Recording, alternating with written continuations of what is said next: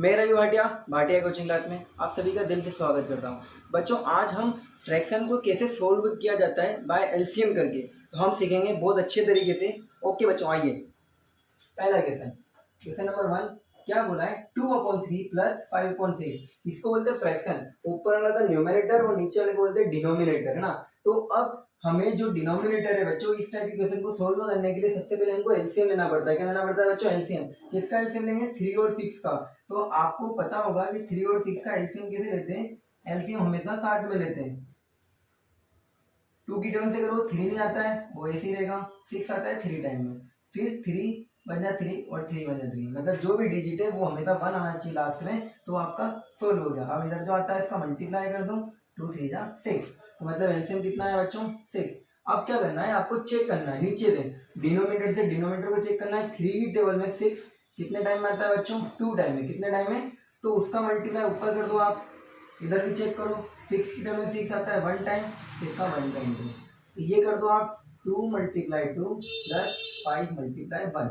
Okay, तो 2 to जाता है 4 और ये 5/9।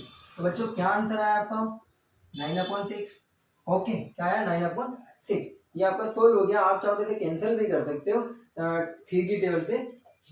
3 2 जा 6 और 3 3 जा 9। तो क्या आंसर आया बच्चों? 3/2। एक और क्वेश्चन देखते हैं हम, 7 और 14। तो सबसे पहले हम क्या करेंगे? एलसीएम लेंगे। क्या करेंगे बच्चों? एलसीएम लेंगे। किसका? 7, 14।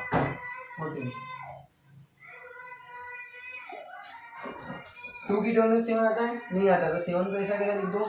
14 आता है, 7 बाद है, 7 बन जा 7 और 7 बन जा, खत्म। तो इधर जो आता है उसका मल्टीप्लाई कर दो, वो आ गया 14। ये आपका एलसीएम आ गया 14। क्या बोला मैंने? चेक करो। 7 की टर्म में 14 आता है 2 टाइम, तो उसका मल्टीप्लाई ऊपर। 14 की टर्म में 14 1 टाइम। इनका इंटू करेंगे 5 × 2 माइनस 2 × 1। ठीक है बच्चों। तो 5 टू जाता है 10 माइनस का 2 अपन में 14। सोल्व कर दो। 10 में से 2 गया था 8 अपन में 14। आप चाहो काटना है तो काट भी सकते हो। 2 की टर्म से कट रहा है 2 4 जा 8 तो 7 का। तो क्या आंसर है बच्चों? 4/7। इधर आपका आंसर क्या आएगा? 3/2, है ना। एक क्वेश्चन और बताता हूँ मैं आपको।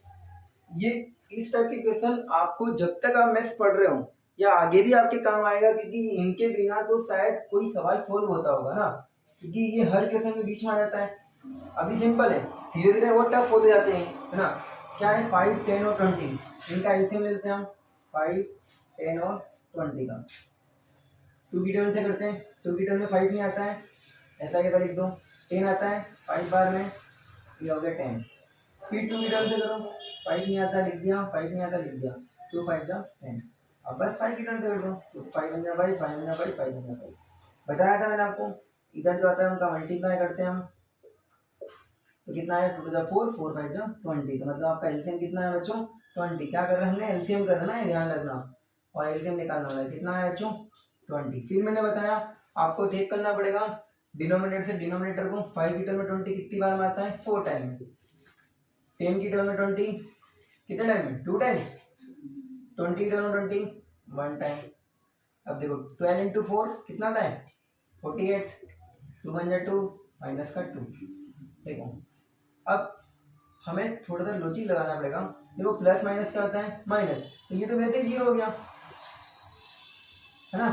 अब क्या है? 48/20। आप चाहो तो इसे कैंसिल भी कर सकते हो। 2 की टर्म से कैंसिल हो जाएगा, 4 की टर्म से भी हो जाएगा।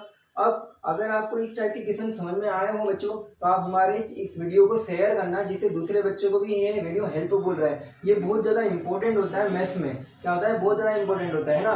तो अगर आपको ये समझ में आया बच्चों, तो शेयर लाइक और सब्सक्राइब जरूर करना, जिससे दूसरे बच्चे भी इसको सीख सके, है ना। हम मिलते हैं नेक्स्ट वीडियो में बच्चों।